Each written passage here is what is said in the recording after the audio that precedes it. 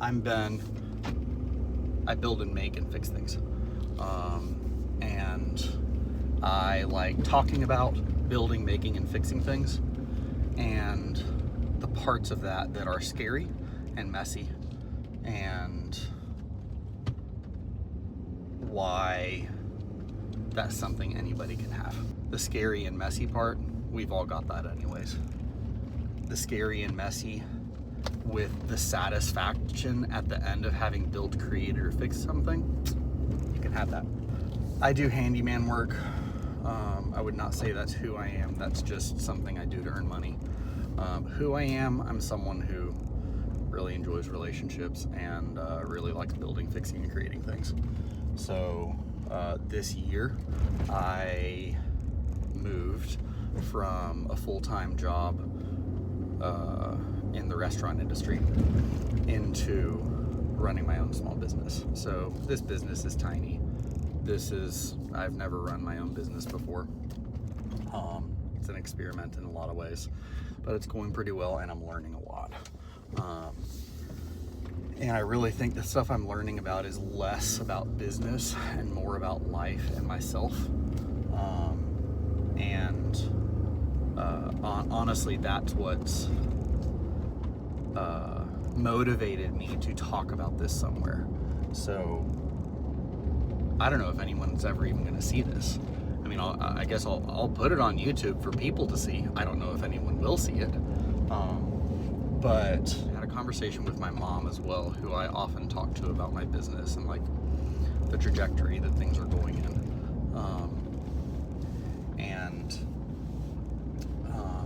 I think this is an exciting thing for me today. So my background is in restaurants. Before that, my background is in like landscaping and construction and contracting. So I was in restaurants for a long time, restaurant build outs, restaurant construction, GMing restaurants, middle management, restaurant operations and design, all of that stuff. So today has essentially been a fun collision of worlds, where I had a meeting with someone who's wanting to build a restaurant in the small town I live in, and I'm probably going to do some consulting with them. And it was just really cool. Like, it was really exciting. They seem like great people. I live in a small town, right outside of a big city. So,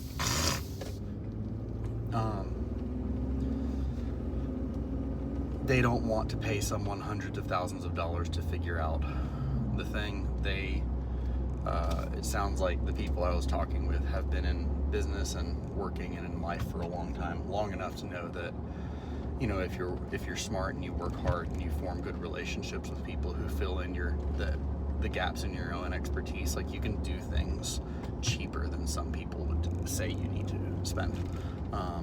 So that is their approach to building this restaurant. Sounds like it's going to be a cool concept. Sounds like it'll fit well in the small town I'm in. But it was just like a fun, open-handed conversation. Like, the guy walked me through the building and he was like, yep, this is the building. This is what we're looking at. I started vibing with him pretty quickly. I was like, cool. Like, I like this idea. I like this concept. This dude seems like a decent guy. And it gets me really excited to hear people talking about restaurants, saying, I believe this can be done without spending all of this money. I can help figure this out myself, but also I need somebody to fill in the gaps. Oh, cool, you're that person. So I love that type of conversation. So we were having that type of conversation, which was just so cool. So the conclusion of that conversation was, I'm gonna pull in an architect I've worked with in the past, and mainline kitchen equipment provider that I've worked with in the past. I'm gonna have a couple of conversations with them, just get the ball rolling on some conversations, tell them about the concept, get some like guts on like equipment packages, pricing, is this project interesting to you, etc. And then in a while I'll go back to this guy, I'll meet with his other partner, and we'll keep on talking. I'm not making any money on this right now. And I think this really gets to what I feel like I'm learning today. I believe that relationships are more important than money. And I've believed that for a really long time. I've tried to do business like that in all of the different jobs I've had. And as I've started my own business, I've told myself that. So I've a common a common story I'm telling myself in my head is the thing that I'm doing, like my goal is to help people fix their problems. I don't have to make money every second I'm doing that. Very practically, the field I'm in, like, I can make enough money to pay my bills without billing every second of my time. So, you know, different industries have different constraints. The constraints here seem to still allow for some generosity on my part, which is helpful. And I want to lean into that. I think when I tell people that, it feels genuine and people appreciate that and it garners trust. And honestly, it makes me feel good because I don't really want to be someone who's like selling or pushing something on somebody else. I feel good when I bring value to other people and when I help fix problems. I think that's just something I'm innately good at, and honestly, it just makes me feel good. I'm not really sure why, but that's who I am. So I sort of told this guy the same thing. I was like, hey, like, I have expertise in the areas you need help with. Cards on the table. I've never charged someone to do this independently, but let's have some more conversations. Let's see where it goes. And I think he liked that.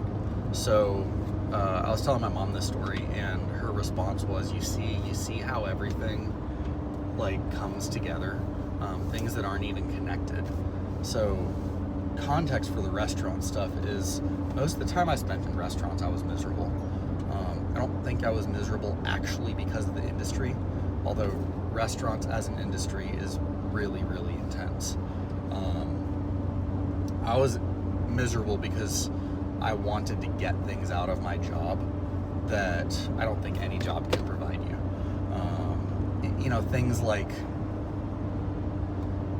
acknowledgement, satisfaction, self-worth, all of that stuff. Like, you can't get that out of a job. I'm here to tell you, it's not happening. I've tried. If you could get it, I would know. So I guess that combined with the intensity of the actual job, like the number of hours required, I've been miserable most of the time I've worked in restaurants. With periods of intense satisfaction and excitement. There's a lot in restaurants that's really exciting. But yeah, I've had a hard time. It's been rough. And here I am this year, probably like the most peaceful I've felt in turn, like with how I'm earning money than I think I've ever felt as an adult.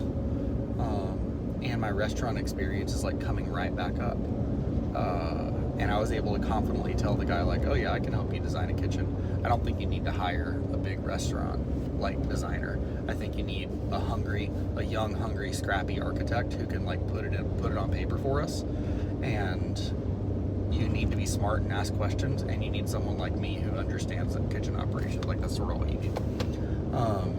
I'm able to say that because I've helped design multiple restaurants.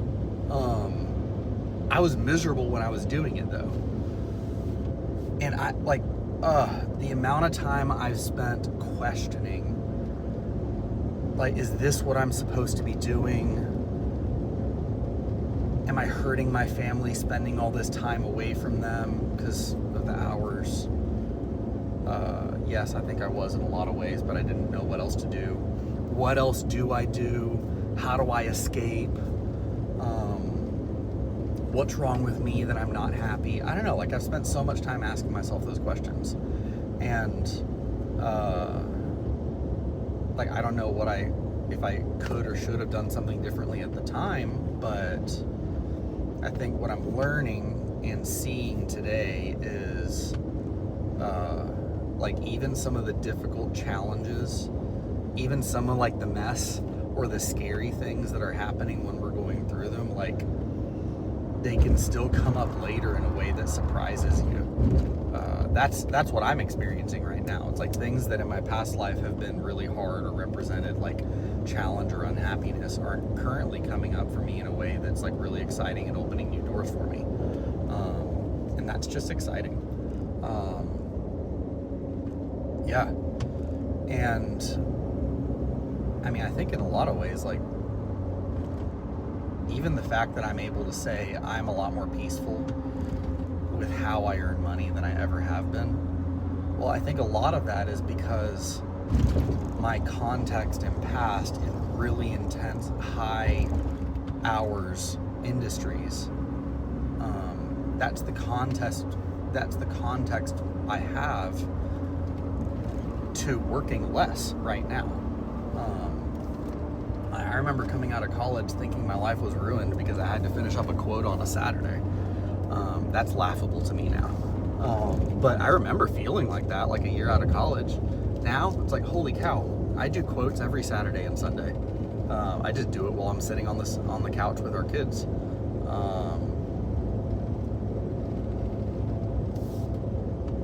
So, I don't know, like, today feels good. And I guess, yeah, today feels good. I'm happy with where I am. And I'm excited to see parts of my past coming up in new ways that feel redemptive.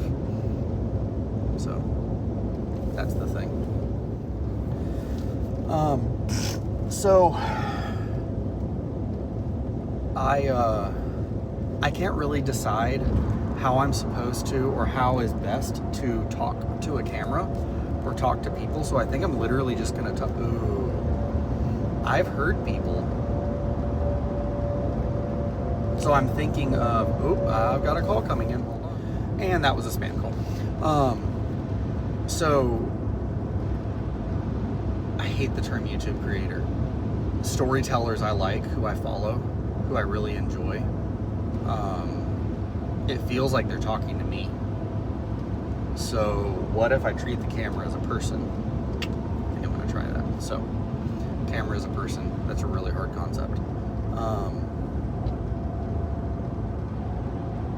I want to talk to you because in my experience, there are very, very few people in the creative space or in the trades space or in the exceedingly useful, capable space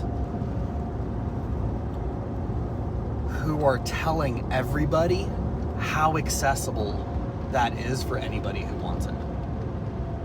Yes, that's the thing. So, creative space, I mean, that could literally be anything.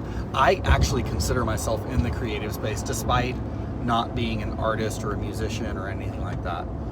So for me personally, like, I mean, I've heard creatives talk about their internal process for like doing things, and I identify with the feelings and like what's going on internally with them. Only thing is, for me, that application isn't happening with like an instrument or like a piece of art or something like that. For me, that application is specifically in solving problems for people. Most often when it comes to problems that are presenting themselves in a physical environment people interact with. Those are really big words to say. My creative medium is like buildings. Not like in a grand architect scale, in a really practical scale. Like when I sit at my desk, it's really freaking annoying that I don't have a plug to plug in my phone. If you could snap your fingers and have a plug at the perfect spot to plug in your phone, and that cord isn't really messy, guess what?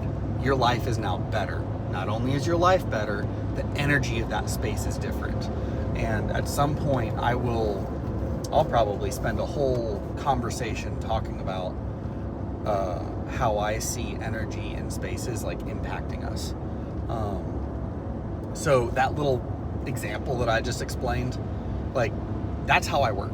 That is my medium. Talking to a person, understanding what their problem is, and then going into the physical space that they're interacting with and seeing a path forward to making their life better in that physical space. And, you know, like, there's a lot of really simple ways I do that. Like, probably 60 or 75% of my time I spend repairing doors, doing drywall repair, and doing touch-up painting. I mean, if you really think about it, it makes sense. Like, when you're in a physical space, what are the things that you most often see or feel broken or messy that annoy you?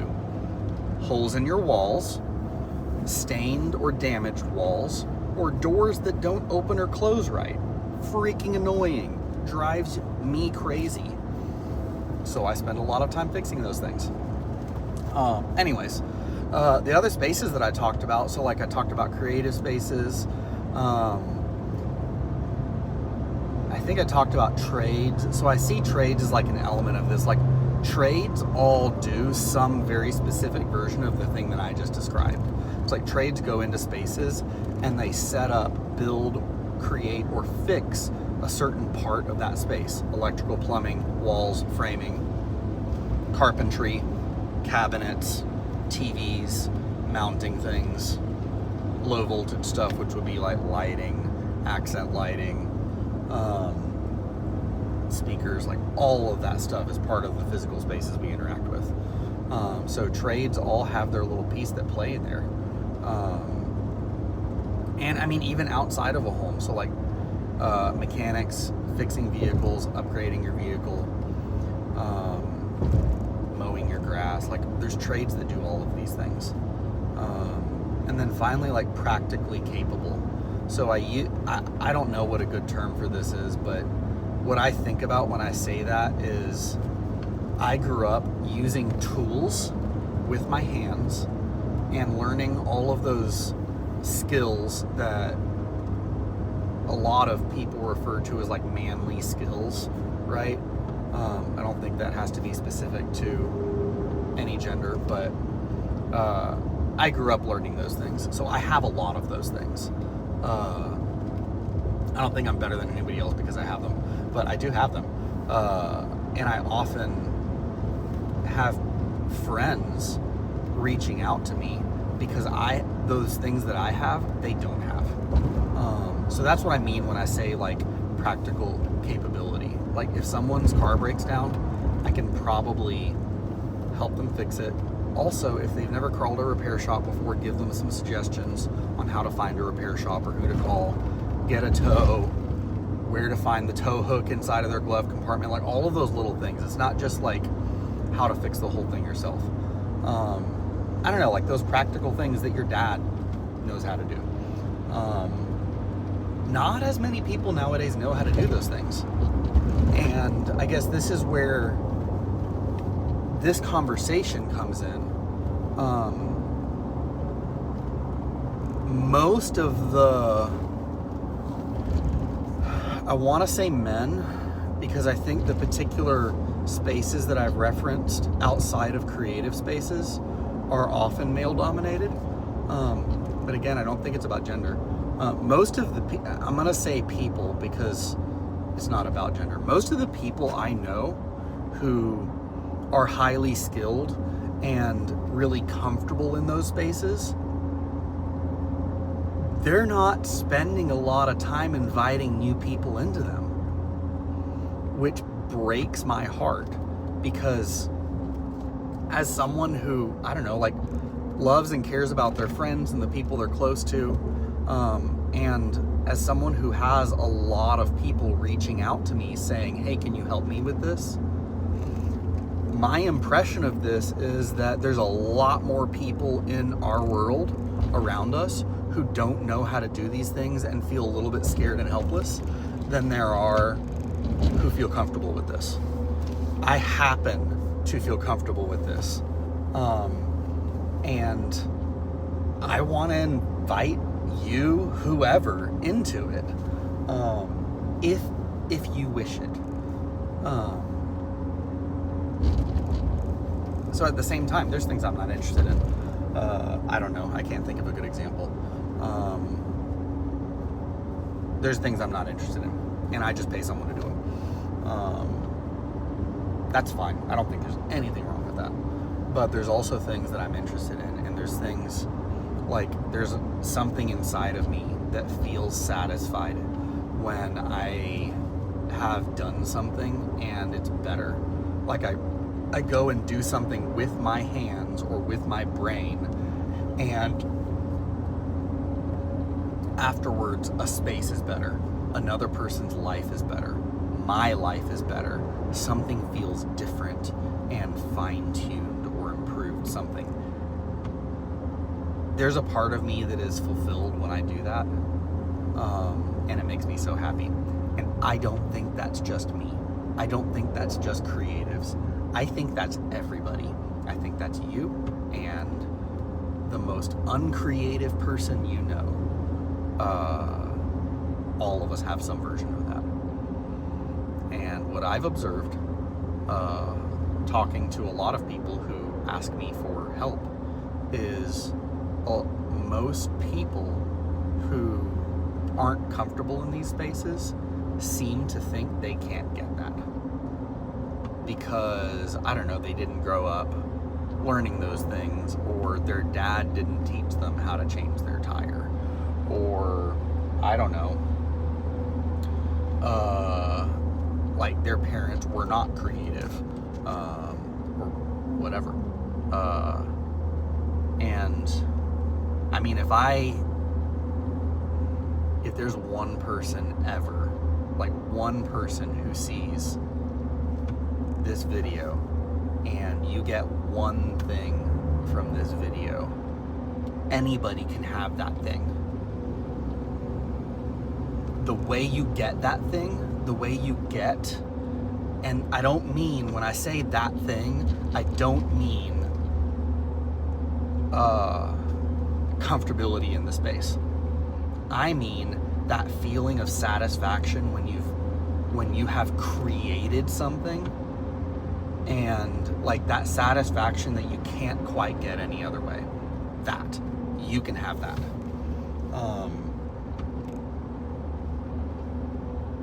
I guess I'm gonna add a couple of things to this, and then I'll probably shut it down because I'm almost at my job. One, comfortability in the space, that is a myth. For all of the points in time that I feel really comfortable and confident and sure of myself, there's easily as many, if not more, points in time where I am freaking terrified that I'm gonna break something or mess something up or make a mistake or make something worse. That is just true. And the thing is, I do break things. I do sometimes make things worse, and I do make mistakes. It's just true. Stepping into an unknown, like stepping into something that you've never done before, trying something for the first time, especially something that other people will see or interact with, is just freaking scary. It's scary. It's really vulnerable. And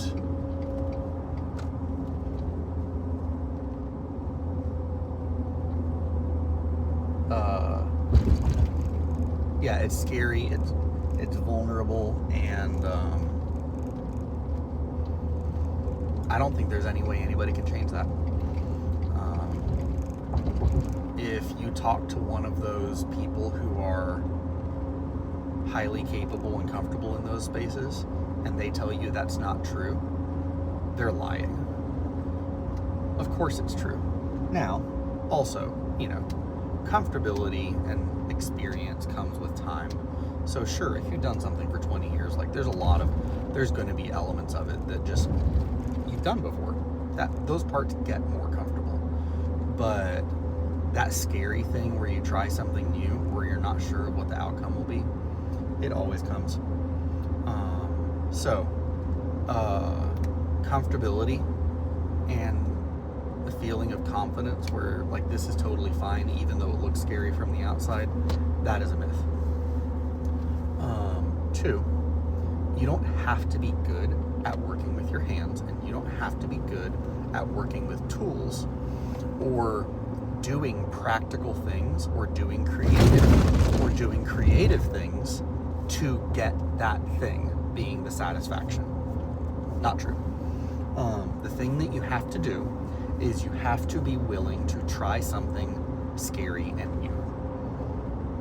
And you have to be able to learn a new thing. That's the thing. That's the path that ends and like can end in the satisfaction and fulfillment of having created or built or fixed something. It's just about learning new skills, and it's just about the bravery to try something new. That's it. So every person out there has tried something new before. And like, this is like my whole foundational premise when I say anybody can have this. Yeah, anybody can have this. And like, I'll use a really practical example. A friend of mine called me one day and he basically asked me about this. He said, I don't know how to do anything on my car. And I feel shame about that because like I'm a dude and I'm like supposed to be able to do that. So what do? Like, I don't have any tools. I don't know what to do. I've never done it before. Like, how do you go from where I am to something? And what I told him was basically everything I just said. And then I told him really practically, look for, like, pick one thing and then seek the one thing. One thing being one skill, one task, one problem, something. So if you've never worked on your car before and you want to learn how to work on your car, pick something accessible. The thing that feels most accessible and most impactful to you at the moment. So if you're driving a brand new car that doesn't really have problems, why would you learn how to rebuild an engine? Or even redo brakes? It's like, your car probably doesn't need new brakes. However, if you drive a pretty new car that has no problems and you want to learn how to repair cars because you're afraid of being stuck where you can't do it, well, how about start with jump starting your car and changing the oil? You still need to do those things. Jump starting your car is like one of the most common problems that someone can have with their vehicle. So what do? Just start Googling it. Google it, ChatGPT, YouTube, look it up, watch some videos, see how other people do it. Just read and try to learn about your car. Try to learn about that thing and just read about it for a while. Like, literally, the purpose here is learning. And then at some point you're going to get bored with reading about it and you're going to think, man, I really want to do something. Like, I'm tired of reading about stuff. Okay, so figure out what you need. Let me tell you, you need like 2 tools to change your oil. All you need is jumper cables to jumpstart a car. Budget and get the one thing. Or call someone who's more capable than you and ask them, hey, could you help me do this very particular thing that I'm trying to learn about? Like, this is it. And what I'm explaining is not, this is how you become a car expert. What I'm explaining is, this is how you learn a thing. How do you learn a thing? You break it down to its fundamentals and you figure out the starting point of that thing. So cars, starting point is probably going to be a really simple, practical thing that you can learn. Tools, well, maybe start with somebody who already has the tools. Or Google, what tools do I need to change my oil? Or something like that. Like, just do one of those things. This is how you learn things. So learning a practical skill that you think only, that most of us think only like our grandpas or like farm boys or something know. Like, it's no different. The information's all on the internet now. So just do that. And I would add to this, there's a core concept that has kept me feeling free to continue to do this as I'm an adult who doesn't have enough money and is busy and has kids and all of those things. I just give myself a lot of grace with this. So sometimes I start this process and then I lose interest in the particular thing that I'm reading about or learning about. That's fine. If I lose interest, it's because it wasn't actually as important to me as I thought. Great. Or maybe I'm overwhelmed and it feels like too much. Cool. So I just stop for a while. If I get more interested in the future, then I'll pick it back up or not. Or I try it and it goes horribly and I do make a big mistake. I've done that too. I mean, like, I've literally lost thousands of dollars on something that was supposed to save me money. The way I see it, that is the cost of the education I'm getting. Like, that money wasn't lost. That was just part of the cost of the education. And I'm really excited about learning those things. Yeah. So, if there's something out there that you wish you could do, that you wish you had, that would make you more useful, more self-reliant, more confident to take care of yourself, like, just Google it and start reading about it and search for the bravery to try a new thing and learn about it and then see where that takes you. And that's what I've got today.